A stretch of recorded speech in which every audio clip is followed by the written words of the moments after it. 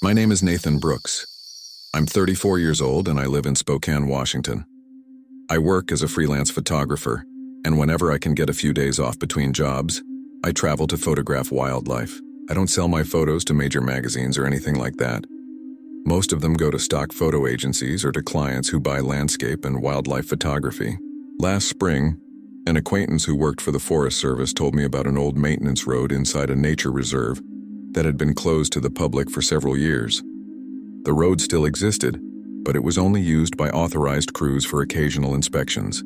Since I had permission to access certain areas because of a previous project, I decided to use one free morning to try photographing deer, coyotes, or maybe even a black bear before sunrise. I left my hotel around 4 in the morning. The air was cold enough to fog up my windshield during the first few minutes of the drive. By the time I parked near the beginning of the old road, it was still completely dark. I put my backpack on, grabbed my camera with the telephoto lens and started walking quietly, hearing nothing but my footsteps crunching over the damp gravel and the constant sound of water flowing somewhere among the trees. The forest in that area was incredibly dense. Even after daylight started to break, the tree canopy kept almost everything in deep shade. The air smelled strongly of wet soil, damp wood, and pine. In several places, the road was covered with leaves and small branches, making it obvious that almost no one had traveled through there in a long time. Every so often I stopped to listen because it's common to detect animals before you actually see them. I heard a few birds, a woodpecker somewhere in the distance, and something running through the bushes, probably a squirrel or a young deer. After walking for nearly an hour, the road reached an old wooden bridge crossing a narrow, fast-moving river. It wasn't a very wide bridge, maybe just wide enough for an old maintenance truck. The wood creaked softly beneath my feet as I walked across it. I had reached roughly the halfway point when I looked up and saw a man standing at the opposite end. He was wearing dark clothes, a baseball cap, and holding a handheld radio clipped near his chest. He didn't look lost, nor did he seem surprised to see me. He simply stood there motionless, staring in my direction without making any gesture for me to come forward or turn back. The longer I looked at him, the stranger the situation felt, because there were miles of forest in every direction, and this was supposedly a place where almost nobody should have been. I kept walking for a few more seconds because I assumed he was some kind of reserve employee. I even thought about showing him my authorization if he asked what I was doing there. But as the distance between us closed, it became clear that he had no intention of speaking. The radio remained in his hand with the antenna pointed toward the ground. His face was partially hidden beneath the brim of his cap, but I could tell he was watching every movement I made. I stopped about 20 yards away from him and simply said, "Good morning." My voice came out louder than I intended because of the sound of the river rushing beneath the bridge. He didn't respond. Not a wave, not a nod. He simply remained standing there, blocking almost the entire bridge. I waited a few seconds thinking maybe he hadn't heard me. Then I spoke again, asking if there was a problem on the trail or if part of the area had been closed. The silence continued. The only thing that happened was a short burst of static from the radio he was holding, the familiar click you hear when someone presses the transmit button. He glanced briefly at the radio but didn't answer. That was the moment I started feeling that uncomfortable sensation that's difficult to explain. It wasn't exactly fear yet. It was the feeling that I had accidentally stepped into a situation that had nothing to do with me. I decided it wasn't worth pushing any further. I took half a step backward, slowly turned around, and began walking back across the bridge toward the direction I had come from. I hadn't even walked 10 yards when I heard another radio click behind me. This time it wasn't coming from the man blocking the far end. It came from the opposite direction, exactly where I had entered the bridge. I stopped instantly and turned my head. Another man was standing near the entrance to the bridge. He was far enough away that I couldn't make out his face, but I could clearly see that he was also holding a handheld radio. A few seconds later, I heard a muffled voice coming through one of the radios. I couldn't understand the words, only the tone of a brief conversation. Neither of the men moved. They stood completely still, almost as though they had expected me to end up at that exact spot. My stomach dropped immediately. The bridge was far too long for me to run toward either end before one of them reached me. I looked over both sides, searching for some way down to the river, but the bridge stood several yards above the rushing water, and both banks were covered with large rocks and dense vegetation. For the first time that morning, I realized with complete certainty that those men knew that forest far better than I did. And they knew perfectly well that the bridge was one of the only possible routes along that old road. My first instinct was to grab my phone. I figured that if I had any signal at all, I could simply call 911 and explain where I was. I pulled it out of my pocket with my hand already trembling slightly. But the screen read, "No service." It wasn't exactly surprising because I had lost reception several miles earlier. But in that moment, the reality felt completely different. I lifted the camera hanging around my neck, almost as if it could serve some purpose other than taking photographs. I thought about photographing their faces in case the situation ended up becoming a police report. When I pointed the lens toward the man in front of me, he slowly raised his free hand and simply shook his head once, signaling no, without saying a single word. Moments later, I heard another brief radio transmission. This time I could make out one quiet sentence. He stopped. The voice came from somewhere I couldn't identify. It didn't sound like it belonged to either of the men on the bridge. That made my heart begin pounding for real. If there was a third person watching, they were hidden somewhere in the forest where I couldn't see them. The wind began whistling through the gaps in the wooden planks, while the roar of the river beneath me drowned out nearly every other sound. I kept trying to stay calm, repeating to myself that maybe they were government agents protecting some official operation. But if that were true, why wouldn't they simply talk to me? While I was still trying to decide what to do, I heard a crack from the woods to my right. It wasn't the sound of a branch falling naturally. It sounded like someone carefully stepping on dry wood. Then I heard another one several yards farther away. I froze completely. My eyes scanned the trees, searching for any movement. That's when I noticed something I hadn't seen before. Small orange survey ribbons were tied around several tree trunks on both sides of the river, almost hidden among the branches. They looked recent, completely different from the old reserve markers. It gave me the unmistakable impression that someone was actively using that area. Another burst of radio static broke the silence. This time, the man behind me took 2 slow steps onto the bridge. The man in front did exactly the same. Neither of them ran. Neither of them raised their voices. They simply closed the distance at the same calm pace, and somehow that frightened me more than if they had been yelling or making threats. That was the exact moment I realized that standing still meant allowing them to decide what happened next. Without thinking much longer, I swung one leg over the bridge railing. The river roared loudly below, and the drop looked much higher now that I was staring down at it. I had no intention of jumping directly into the water. My plan was to reach a section of the bridge where several old support beams were exposed and climb down to the riverbank from there. It was risky, but it seemed far less dangerous than waiting for those men to reach me. The instant I started climbing over the outside of the bridge, I heard a voice for the first time. It didn't come directly from either man. It came through a radio. Someone simply said, "Don't let him climb down." Immediately, both men picked up their pace. That was all I needed to erase any remaining doubt. I grabbed one of the support beams with both hands, placed my feet on another beam below, and started climbing down as quickly as I could. The wood was damp and slippery. My fingers ached from gripping the rough edges of the old timbers. Part of my boot slipped, and for one terrifying second I thought I was about to fall straight into the river. I barely managed to recover my balance. When I looked up, all I could see were one of the men's legs reaching the edge of the bridge as he looked down toward me. Neither of them spoke. They remained completely silent. I finally reached a rocky section of the riverbank and practically slid the rest of the way down. Water splashed against my pants, and the cold soaked through the fabric instantly. The vegetation was incredibly dense, but I started following the river, hoping that sooner or later I'd find a place where I could return to the main road. Every few minutes I heard quiet voices coming from the opposite side of the water, and occasionally, the same crackle of their radios. I never saw them clearly through the trees, but I was certain they were still following my movements. Eventually, I found an old drainage culvert running beneath an embankment, and I crawled inside to hide for a few minutes. The smell of mud, rotting leaves, and stagnant water was overwhelming, but I needed to catch my breath and listen. I remained perfectly still, breathing as quietly as possible. After several minutes, the sounds gradually became more distant.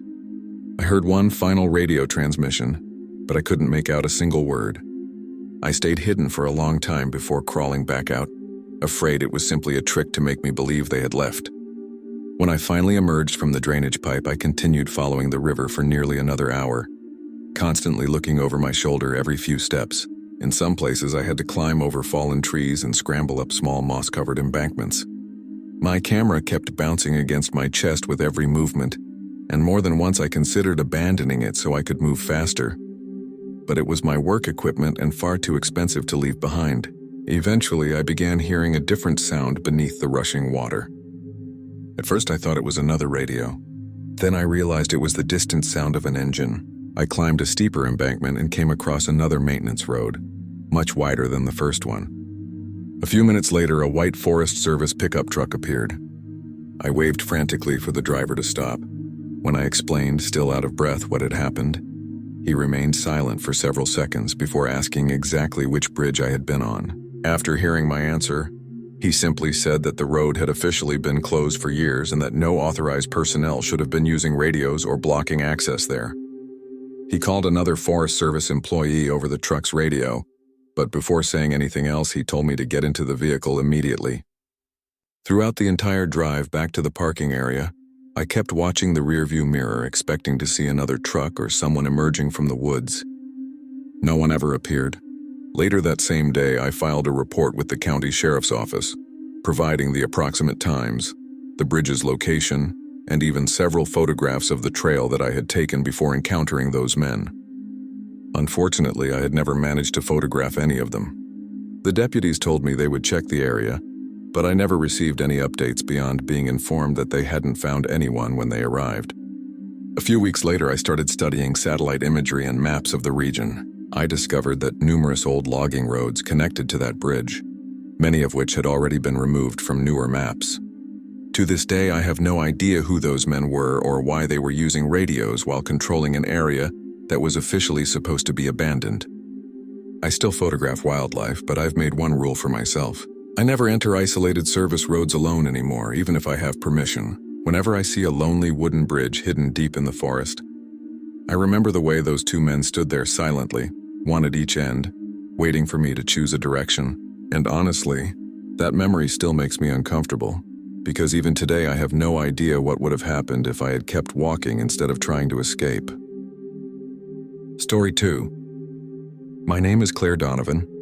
I'm 26 years old, and at the time this happened, I was finishing my master's degree in biology at the University of Montana. My research focused on plant species that grew exclusively in the wetlands of mountainous forests, so I spent much of the semester conducting field surveys. In late September of last year, I received permission to spend 2 days alone in a state forest in western Montana, cataloging populations of ferns and mosses in a rarely visited area.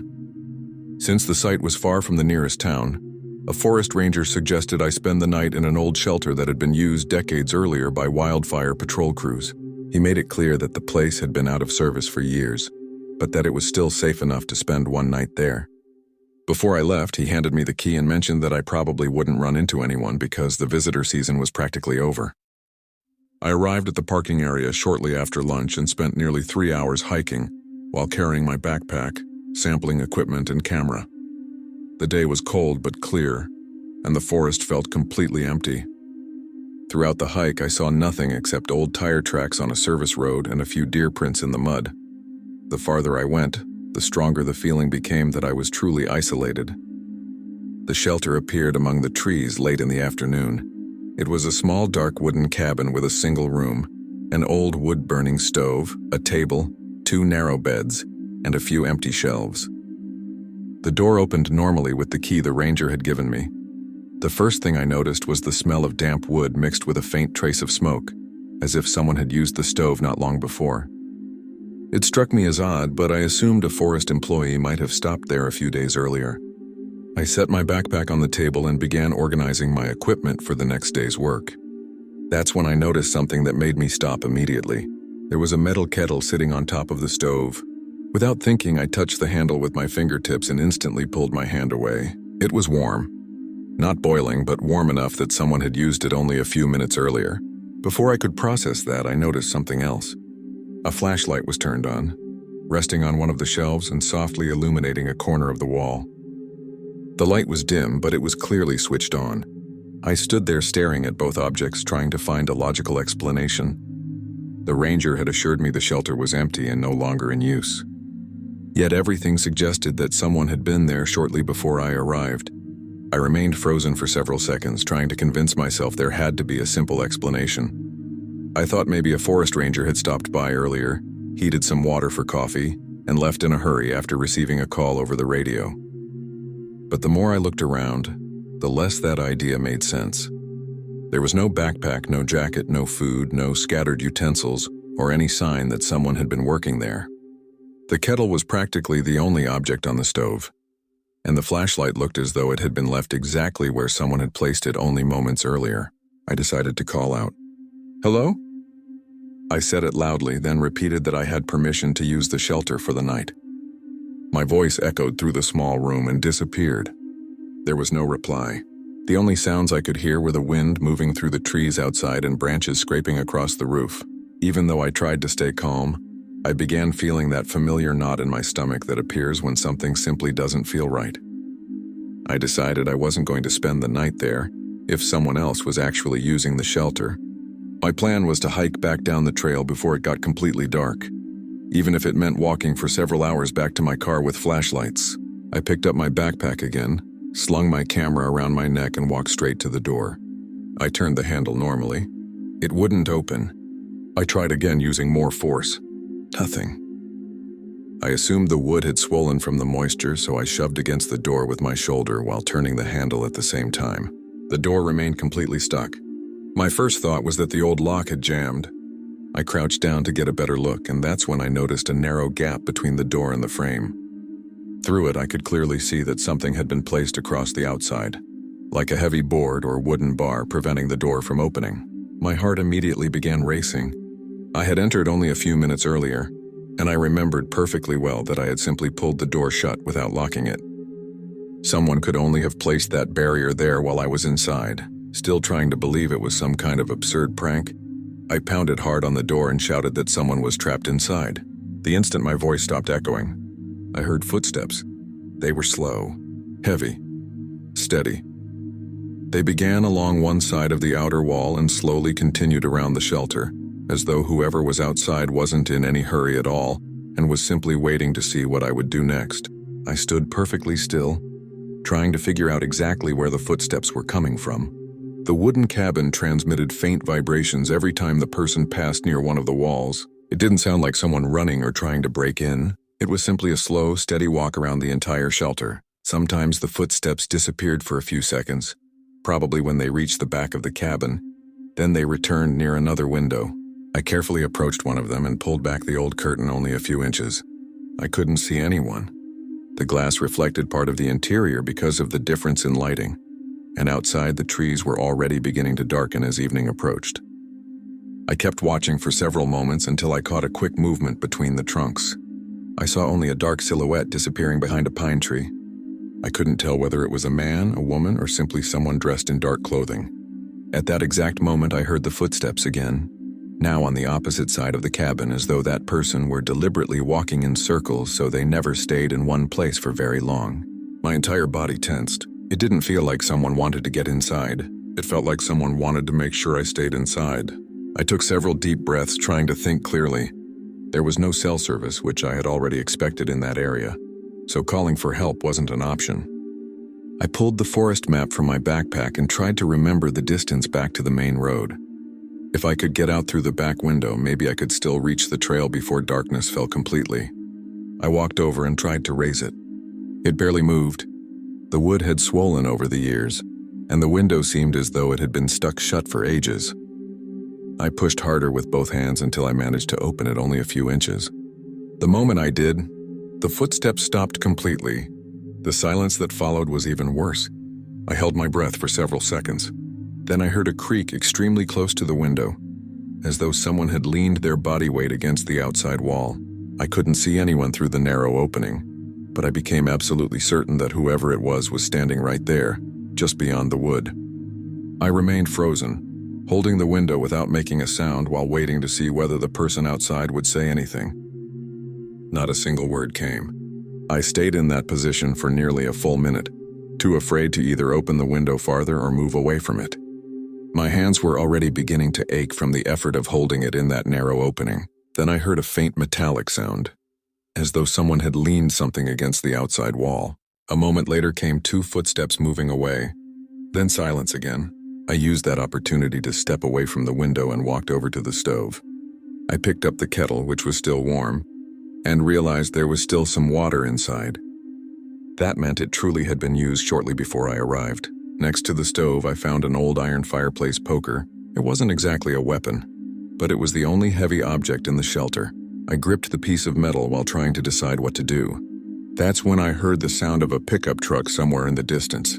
At first it was very faint, but it gradually became clearer as it approached along the old service road. The instant the engine came closer, the footsteps disappeared completely. I didn't hear anyone running. I didn't hear branches snapping. I simply stopped hearing any movement around the shelter. A few seconds later, someone knocked twice on the door and a familiar voice called my name. It was the forest ranger who had handed me the key that morning. When he removed a thick wooden board that had been wedged across the outside of the door, it finally opened. I stepped outside immediately and told him everything that had happened. He looked around the shelter, walked several yards around the building, and found fresh footprints in the damp soil, along with the marks left by the board that had been used to barricade the door. What caught my attention most was his reaction. He didn't seem surprised to find those signs. Instead, he became very serious and told me to get into the truck because there was no reason to stay there any longer. During the drive back, he explained that from time to time, people used old areas of the forest for illegal activities because they knew the locations were isolated and rarely patrolled. He said they had never managed to identify everyone involved and that many of them knew those old roads better than the forest employees themselves. I never found out whether the person who trapped me inside that shelter was part of that group, or whether they had some entirely different reason for being there. I only know that if I had arrived a few minutes later, or if the ranger hadn't decided to come back and check on me before the storm that had been forecast for that night, I probably would have remained locked inside that shelter until after dark. Even today, whenever I remember that still warm kettle and the flashlight left on as if waiting for someone who was no longer there, I feel the exact same sense of unease that I felt that afternoon. Story 3. My name is Evan Miller. I'm 31 years old and I live on the outskirts of Knoxville, Tennessee. I've always enjoyed trail running, and on weekends I used to look for new routes to increase the distance of my training runs. I was preparing for an ultra-marathon that would take place a few months later, so I needed to spend several hours running on rugged terrain. That Saturday in October, I decided to try a little used route inside a state forest that I had found on a runner's forum. Several users commented that the trail was beautiful, had plenty of elevation changes, and almost never had other visitors. That was exactly what I was looking for, so I could train without interruptions. I left home before sunrise, parked near an old picnic area that had been practically abandoned, and started running shortly after 7 in the morning. The weather was cool. There was a light layer of fog drifting between the trees and the ground was still damp from the rain the night before. I carried only a hydration pack, my GPS watch, a few granola bars, and my phone, which I already knew would lose signal after a few miles. The first several miles were exactly what I had expected. The trail was narrow, covered with dry leaves, and crossed small streams over simple wooden bridges. For nearly 2 hours I found nothing but old footprints from other runners and a few bicycle tracks that had probably been left the previous day. The only constant sounds were my own footsteps mixed with the wind moving through the treetops and the songs of a few birds. Eventually, I reached a fork in the trail with no sign indicating the correct direction. I quickly checked the map I had downloaded onto my watch, but the GPS signal started jumping because of the heavy tree cover. I chose the path to the right, assuming I would reconnect with the main trail within a few minutes. Instead, the trail became narrower and narrower, overgrown with low branches and tall vegetation, as though almost nobody had used it in a very long time. I thought about turning around but continued for a few more minutes just to confirm that I had actually taken the wrong path. That's when the forest suddenly opened into a small clearing. In the center stood a large tree. Leaning neatly against its base were at least 8 backpacks of different sizes, all carefully lined up side by side as though someone had deliberately arranged them. There were no tents, no campfire, no bicycles, no people, just the backpacks completely alone in absolute silence. I stopped running immediately. At first I assumed a group of hikers had left their packs there while exploring a nearby area, but the longer I looked, the stranger the scene became. The backpacks weren't scattered carelessly across the ground. They were arranged in an almost perfectly straight line, all leaning against the tree with the zippers closed and the shoulder straps facing the same direction. There were no water bottles, jackets, hiking poles, or any other gear lying nearby. I couldn't hear any voices either. In a forest that large, even if people were only a few dozen yards away, you would normally hear conversation, footsteps on dry leaves, or even someone laughing. There was absolutely nothing. I pulled one of my earbuds out just to make sure I wasn't missing any sounds and stood there listening for several seconds. The silence felt so unnatural that I started experiencing that difficult-to-explain sense of unease, as though I had accidentally wandered into a place where I wasn't supposed to be. I considered calling out to someone but abandoned the idea almost immediately. There was no point searching for strangers in an area where I shouldn't have been in the first place. I simply decided to turn around and head back toward the fork in the trail as quickly as possible. I hadn't walked even 200 yards when I heard a short whistle coming from the woods on my left. It was a clean, sharp sound unmistakably made by a person. I stopped instinctively and looked in that direction, but I couldn't see anyone among the trees. A few seconds later, another whistle answered, this time much farther away on the opposite side of the trail. Then came a third one, even farther away, as though it were following a line deeper into the forest. My first thought was that a group was using whistles to keep track of each other, something that's fairly common among hunters or search and rescue teams. But it happened far too quickly. Before I even started walking again, I heard two more whistles coming from different locations, giving the impression that several people were communicating with one another at the same time. My stomach tightened immediately. The trail had seemed completely empty since I entered that part of the forest, and now there were enough people out there to answer one another from different directions. Without thinking twice, I started walking faster, keeping my eyes fixed on the trail while trying to ignore the whistles that continued every few seconds, as though each person waited for another's response before whistling again. After a few minutes of fast walking, I started running again. At that point, it was no longer training. I just wanted to get back to the fork and reach the main trail as quickly as possible. Even while running, I kept hearing the whistles. They never seemed especially close, but they also never disappeared completely. Sometimes they came from my right, sometimes from my left, and occasionally, they seemed to come from somewhere ahead rather than behind me. I tried convincing myself that the terrain was causing the sound to travel in strange ways, but that didn't explain why the responses seemed so organized. When I finally approached the clearing again, I had to pass its entrance to follow the trail back. I automatically glanced toward the tree where the backpacks had been.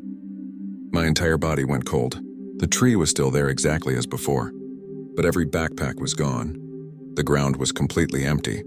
I stopped for a second, trying to figure out whether I had somehow entered the wrong clearing, but I immediately recognized a fallen log and a moss-covered rock I had noticed only a few minutes earlier. It was the same place.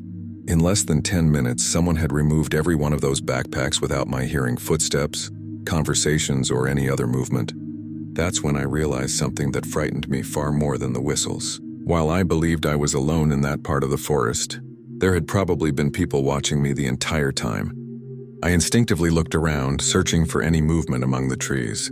That's when I noticed something I had overlooked before. On an embankment several yards above the trail were fresh slide marks in the dirt, as though several people had climbed up there only a short time earlier. I couldn't see anyone, but I had the unmistakable feeling that eyes were fixed on me somewhere in the woods. Without stopping again, I kept running. My breathing became heavy, and the sound of my own footsteps started drowning out almost everything around me. Even so, I heard one final whistle. This one was much closer than the others. It came from somewhere behind me, lasted less than a second, and was followed by absolute silence. I didn't look back. I knew that if I saw someone following me through those trees, I would probably panic. I kept running as fast as I could, focused only on reaching the fork in the trail and getting back to an area where other visitors might appear. It took me more than half an hour to find the main trail again. When I finally reached a wider section with trail markers and fresh bicycle tracks, I finally slowed down. A few minutes later, I encountered a couple hiking in the opposite direction. I stopped to catch my breath and asked whether they had seen a large group of people carrying backpacks anywhere in that area. The two exchanged confused looks and said they hadn't seen anyone since beginning their hike that morning. I also asked whether they knew of any campground near the clearing where I had taken the wrong trail. They replied that there were no authorized campsites in that direction, and that almost nobody used that secondary trail because it eventually led to old abandoned service roads. I continued all the way back to the parking lot without stopping again. While putting my gear into my car, I noticed that my hands were still trembling. I sat there for several minutes before driving away, trying to make sense of everything I had seen.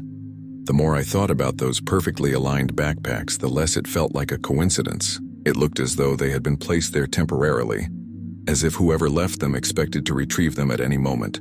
The following week, I contacted the Forest Administration and reported exactly where everything had happened. The employee carefully wrote down my description and repeatedly asked whether I had seen any vehicles, tents, or armed individuals. I told her no, only the backpacks and the whistles. She thanked me for the information and simply said that some of the more remote parts of the forest had occasionally been used for illegal activities, and that it was always important to stay on the official trails. I never received any follow-up explaining what, if anything, they found. I still run trails today, but I've completely given up the habit of exploring unfamiliar routes alone. Whenever I come to an unmarked fork in a trail, I remember that silent clearing and the perfect line of backpacks leaning against the tree. What still unsettles me the most isn't wondering who those people were. It's knowing that while I stood there staring at those backpacks, trying to understand why they were there, someone was almost certainly watching me from somewhere in the forest. And when I decided to leave, they managed to remove every single backpack without making a single sound that revealed their presence. Story 4. My name is Daniel Carter. I'm 38 years old and I've worked as a telecommunications technician in central Kentucky for more than 10 years. Most of my job involves visiting radio and cellular towers located in rural areas to perform inspections and minor repairs. Most of the time I work alone because many of these locations are far from towns, and it would be a waste to send 2 people when the problem is simple.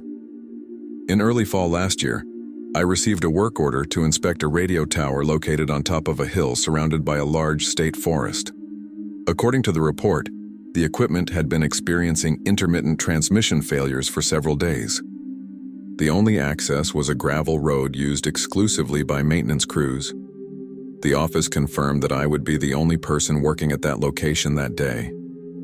I left shortly after 6 in the morning, driving the company pickup truck loaded with tools, replacement parts, and safety equipment. The drive took nearly 2 hours. As I got farther away from towns, the traffic disappeared completely.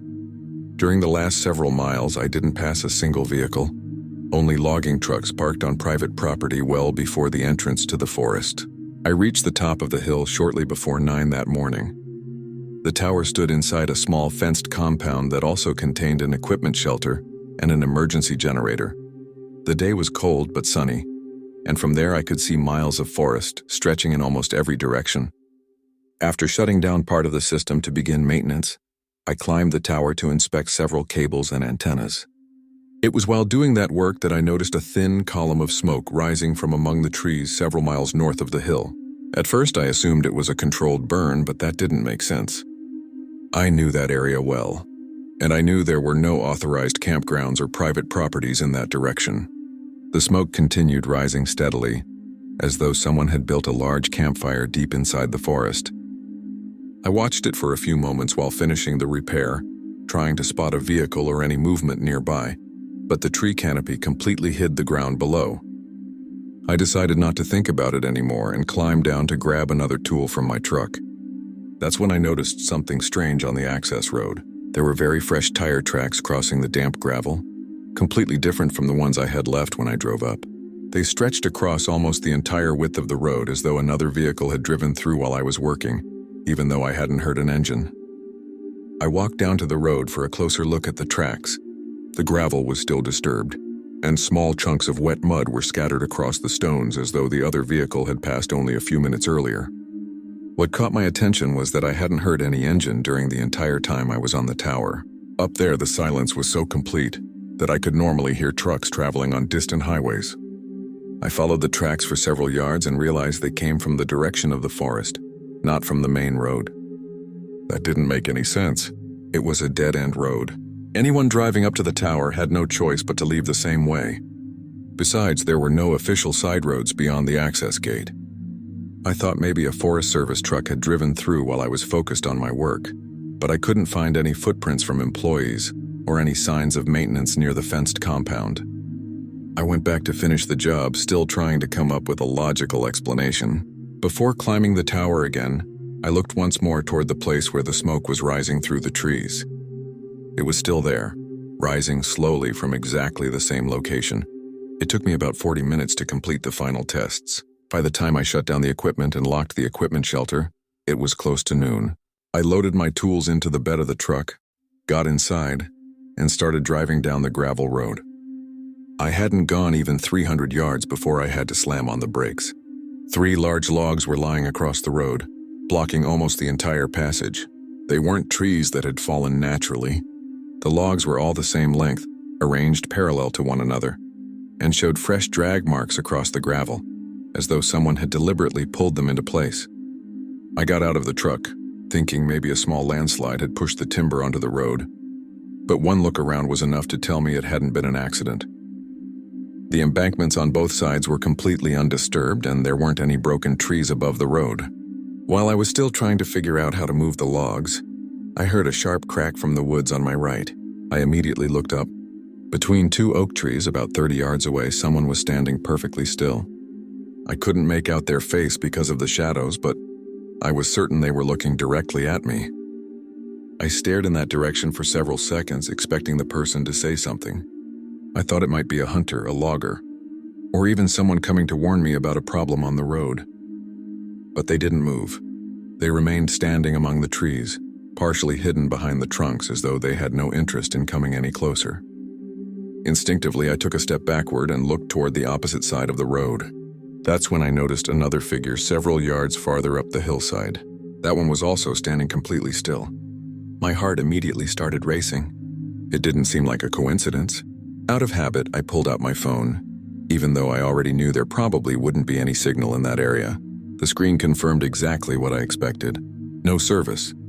I put the phone away and started pulling on one of the logs, trying to create enough space for the truck to squeeze through.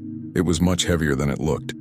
The wood was still damp and kept slipping in my hands. While straining against it, I kept glancing toward the woods. The 2 people remained exactly where they were, without speaking, without making any gestures, and without showing the slightest intention of helping or leaving. That was what disturbed me the most. If their goal had simply been to scare someone, they had already succeeded. Instead, it felt as though they were simply waiting. I managed to drag the first log just far enough to clear part of the road. As I started pushing the second one, I heard another crack farther ahead. I looked up and saw a 3rd person standing among the pine trees on the opposite side of the road. They were farther away, but I could clearly tell they were also watching everything in complete silence. None of them tried to hide the fact that they knew I was there. If anything, they seemed determined to remain just visible enough for me to realize I wasn't alone. I kept moving the logs without stopping, trying not to show how nervous I was becoming. My hands were already covered with tiny wood splinters, and my breathing grew heavier from the effort. At one point, while pushing the last log, I had the unmistakable feeling that one of them had moved closer. When I looked back toward the right side, the figure was no longer standing in the same place. Now they were several yards closer to the road, still completely silent. That was the moment I abandoned any idea of clearing the entire road. I only needed enough room to get the truck through. As soon as I managed to create a narrow opening between the logs, I ran back to the truck, climbed inside, and started the engine immediately. I shifted into first gear and eased forward carefully so I wouldn't damage the suspension. Branches scraped along both sides of the truck as I tried to squeeze through the narrow gap I had created. For a moment I thought I was going to get stuck, but the tires finally found traction on the gravel and the truck made it through. I glanced quickly in the rearview mirror, expecting to see someone running after me. No one ran. They were still standing at the edge of the forest, silently watching. That calmness frightened me more than anything else. They didn't seem frustrated that I was leaving. They simply seemed interested in seeing how long I would remain there. I kept driving without slowing down until I reached the access gate leading back to the main road. Only after I got back onto the highway did my phone regain service. I immediately called my supervisor and explained everything that had happened. He told me to drive straight back to the office and file an incident report before even unloading my tools. Later that same day, The company notified the Forest Service and the county sheriff's office. I didn't return to the site until several weeks later, accompanied by another technician and a Forest Service employee. The smoke was obviously gone. The logs had disappeared. We found no recent evidence except for a few old tire tracks on the road. One of the rangers mentioned that the area had occasionally been used by groups involved in illegal activities because of its isolation and the limited number of access roads. He also said that when an unfamiliar person showed up nearby, some people preferred to observe from a distance before simply disappearing back into the woods. I never found out who those individuals were or what they were doing there that day. I still work on tower maintenance, but I've made one rule that I never break. Whenever a job is in a highly isolated area, I never go alone. The repair on that tower lasted only a few hours. The feeling of being watched while I struggled to remove those logs from the road has stayed with me ever since, and I still think that if it had taken me just a few more minutes to clear the path, those people might have decided to stop simply watching. Story 5. My name is Ryan Foster. I'm 33 years old and I live in Asheville, North Carolina. My wife Emily and I have always enjoyed taking short hikes on weekends, especially on trails that ended at scenic overlooks or waterfalls. We're not experienced mountaineers, nor do we go on long expeditions. It was simply a way to get out of the city and spend a few hours outdoors. At the end of October last year, we decided to visit an old wooden overlook inside a national forest that several locals had recommended for watching the sunset. The hike took a little over an hour and was considered easy. We left home early in the afternoon, carrying only a small backpack with water, a few snacks, and my camera. The trailhead parking lot was simple, with space for only a few vehicles, surrounded by tall trees. When we arrived, the only vehicles there were our blue SUV and an old pickup truck parked off in one corner with no one around. We assumed its owner was already out on the trail and didn't think much of it. We locked the car, checked the doors twice out of habit, and started hiking. The trail was peaceful and well-marked. For most of the hike, we saw nothing but dry leaves covering the ground and a few squirrels darting between the trees. The temperature was pleasant, but as the sun began sinking lower, the wind became noticeably colder, especially on the higher parts of the mountain. Emily kept stopping to photograph the trees while I walked several yards ahead. We didn't pass a single person during the entire hike up, which seemed a little unusual for a Saturday, but we assumed most visitors had already left after lunchtime. We reached the overlook about 40 minutes before sunset. It was an old wooden platform built along the edge of a cliff with a breathtaking view over a massive forested valley. The moment we stepped onto the platform, we realized we weren't alone. A man was sitting on one of the wooden benches with his back to us, staring silently at the landscape. He was wearing a dark jacket, a worn baseball cap, and resting his arms on his knees. We assumed he was just another visitor enjoying the view, so we quietly started walking toward the opposite side of the platform so we wouldn't disturb him. Before either of us could say anything, he spoke calmly, still looking out over the valley. He said that our blue SUV was parked next to the old pickup truck at the trailhead. He even mentioned that there was a small white scratch on the right side of the rear bumper. He described exactly where we had parked with such precision that both of us stopped immediately. I looked straight at Emily, hoping she had a better explanation than I did. My first thought was that the man had simply seen us arrive before he started hiking. After all, if he had been near the parking lot when we got there, it would have been perfectly possible for him to remember the color of our vehicle and even notice the scratch on the bumper. But there was one detail that didn't make sense. We hadn't passed anyone on the trail during the entire hike. The only way he could already have been sitting at the overlook before we arrived was if he had hiked up before us. Even so, he kept describing our vehicle as though he were still looking at it at that very moment. Trying to sound calm, Emily asked whether he had also parked down at the trailhead. The man simply replied, "Yes, but one of your rear windows was fogged up a little from the inside. I figured you probably had a cooler or something in the back seat."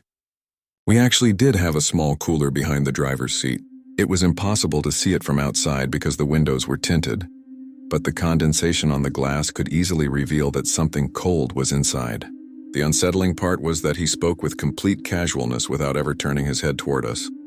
He continued staring out over the valley as though the conversation required no eye contact at all. Emily quietly grabbed my arm. I've known my wife for many years, and I immediately realized she was uncomfortable too.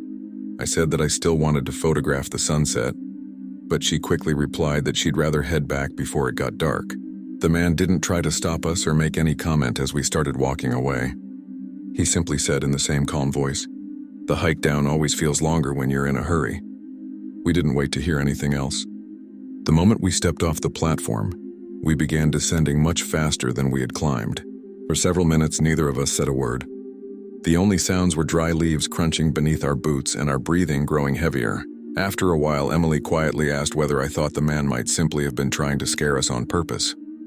I answered that he had probably seen our SUV before the hike and was just playing some kind of strange joke. As I said those words, I realized I was trying harder to convince myself than I was convincing her. Even so, I kept glancing over my shoulder every so often. I never saw the man leave the overlook. I never heard footsteps behind us. The hike down took less time than I expected simply because we barely stopped at all. Once the trail began leveling out, we could already see sections of the road through the trees. That gave me some relief.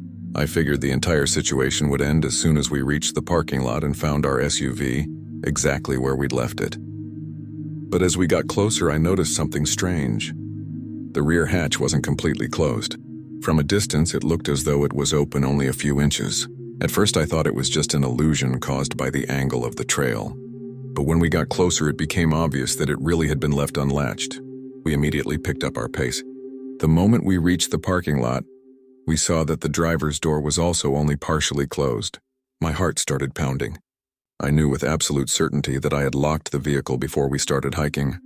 Emily checked the backpack she was wearing as though trying to make sure we hadn't accidentally dropped the keys somewhere along the trail. They were still in the side pocket exactly where she always kept them. I carefully opened the driver's door. At first glance, nothing appeared to have been stolen. The dashboard was untouched. The cooler was still in the back seat. My backup camera remained hidden beneath a blanket exactly where I had left it. Even so, something felt different. The glove compartment was open, and several documents had clearly been moved around. The center console between the seats had also been opened, with loose coins and papers scattered in a way I didn't remember leaving them. While I was checking the interior, Emily quietly called my name. She was standing a few yards behind the SUV, staring at the ground. I walked over to her and saw a narrow path emerging from the forest directly behind the parking lot. It wasn't shown on any trail map, nor was there any sign indicating its existence. The damp dirt showed fresh boot prints leading down that path toward the parking area. The footprints were sharp and well-defined, made after the rain the night before. They didn't come from the main trail we had used.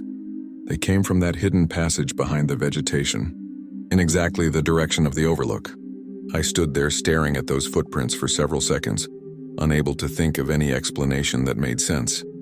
If that hidden trail really led to the overlook, someone could easily have come down that route while we were still talking to the man on the platform.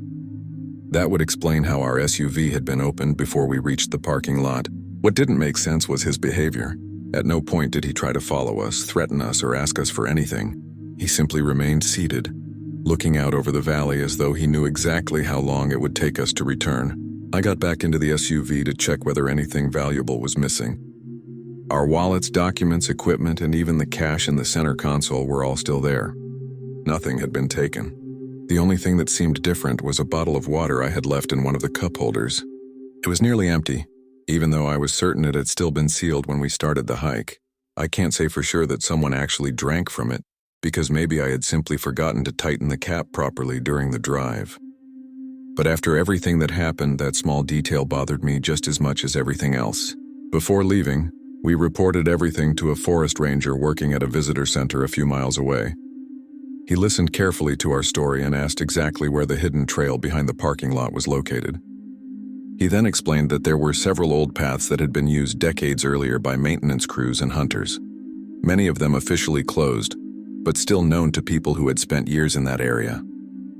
He said some of those old trails allowed someone to reach the parking lot much faster than by using the main hiking trail. We never found out whether the man at the overlook used that hidden route or whether someone else took advantage of our absence to search through our SUV. The fact remains that someone entered our vehicle while we were on top of the mountain and reached the parking lot before we did without us hearing or seeing any movement in the forest. Since that day, we've continued hiking, but we've adopted one simple rule. We never again leave our vehicle in an isolated parking lot without removing absolutely everything that might attract attention. And whenever I meet someone in a remote place who seems to know more about me than they should, the very first thing I do is leave.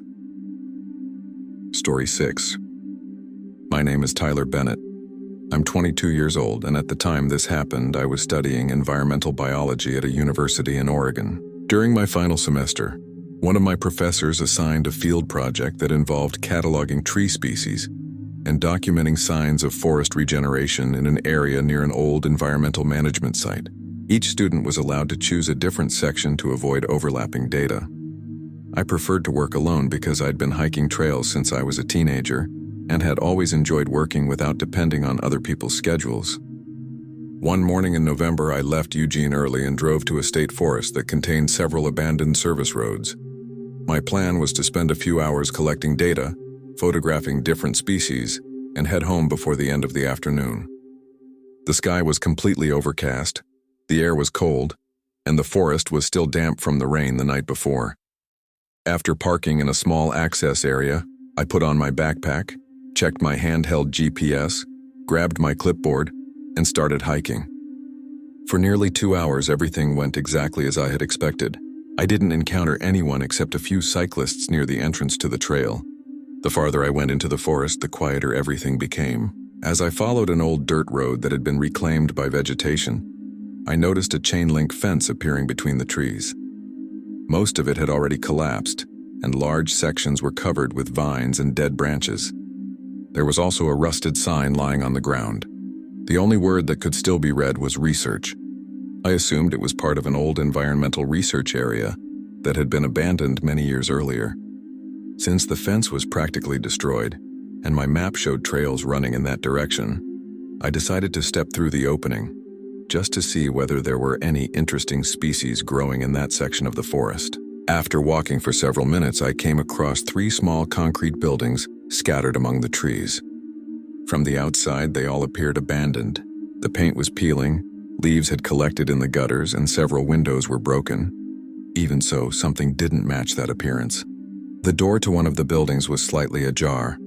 When I gently pushed it open to look inside, I found a surprisingly organized room. Several computers were powered on atop a workbench. Small electronic devices were operating normally. One monitor displayed graphs. On a table sat opened food packages beside a coffee mug that still looked recently used. None of it made any sense. Officially, the place looked as though it had been abandoned for years. Yet someone was clearly still using those facilities. I stepped inside only a few paces, driven more by curiosity than anything else. My first thought was that the university or some environmental agency had reopened the site without updating the maps. But if that were true, why was the fence still destroyed, and why weren't there any signs indicating restricted access? The inside of the building was far too clean for an abandoned structure.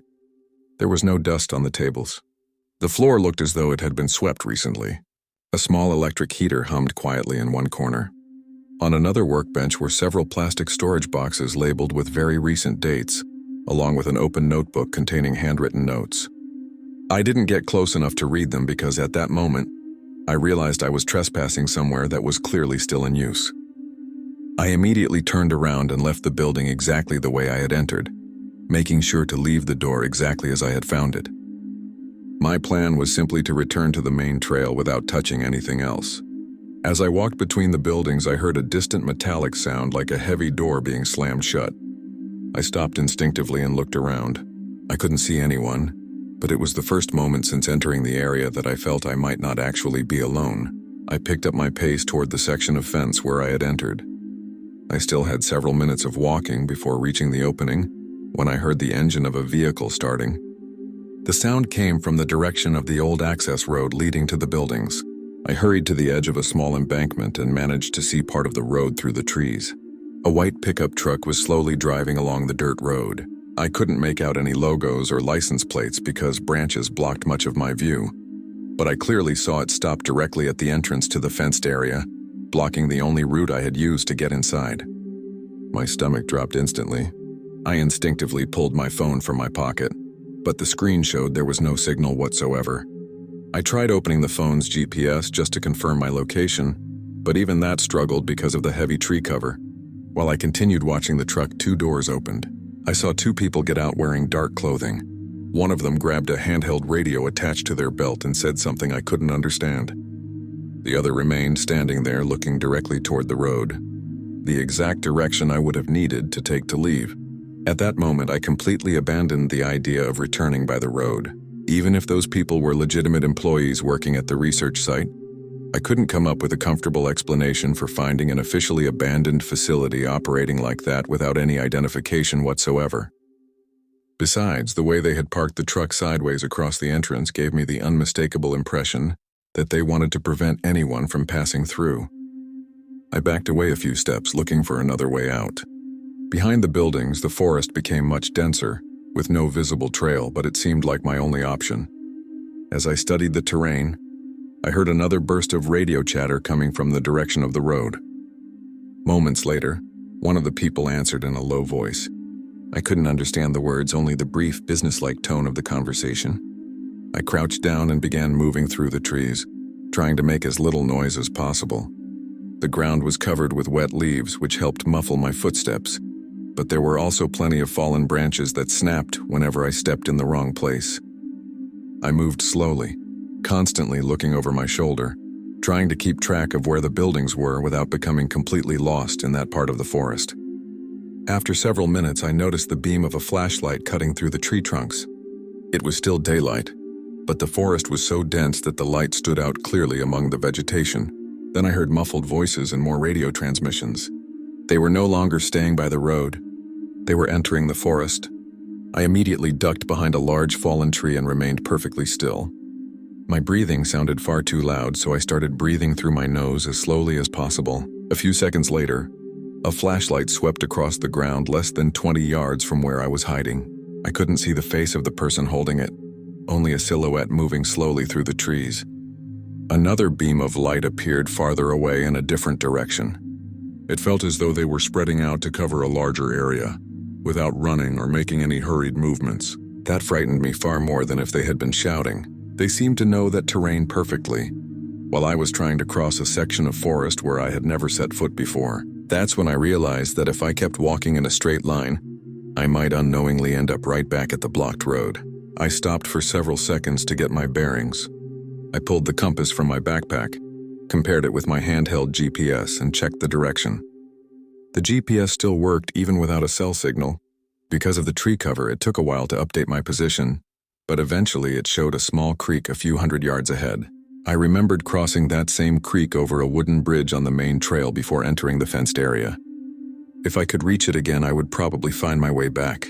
I continued walking with the compass in my hand, weaving around fallen trees and thick brush. Behind me, I continued seeing flashlight beams from time to time, along with the brief crackle of radios. At no point did I hear anyone running or calling out to me. It was as though they simply knew I was still somewhere in that part of the forest, and expected that sooner or later, I would eventually return to one of the service roads. After nearly 40 minutes of pushing through the woods, I finally heard the sound of running water. I headed toward it and found the creek exactly where the GPS indicated. A few minutes later, I reached the small wooden bridge I had crossed earlier that morning. Only when I saw the main trail again did I finally feel that I had truly made it out.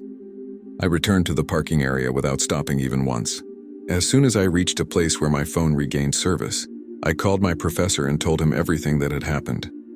The following day, I also reported the incident to the agency responsible for managing the forest, describing the location of the fence, the buildings, and the white pickup truck. Several weeks later, I received only the information that the area had indeed once belonged to an old environmental research project that had officially ended years earlier. They said they would investigate my report, but they never told me what they found.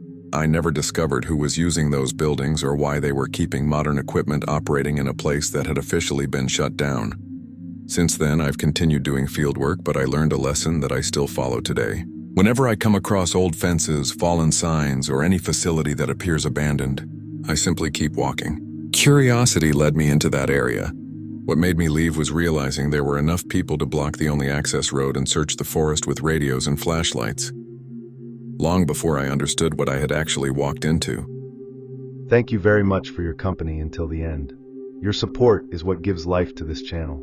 If these stories have caught you, Don't forget to leave your like and comment on your opinion. And if you are not yet part of our community, sign up now to receive the next real horror stories.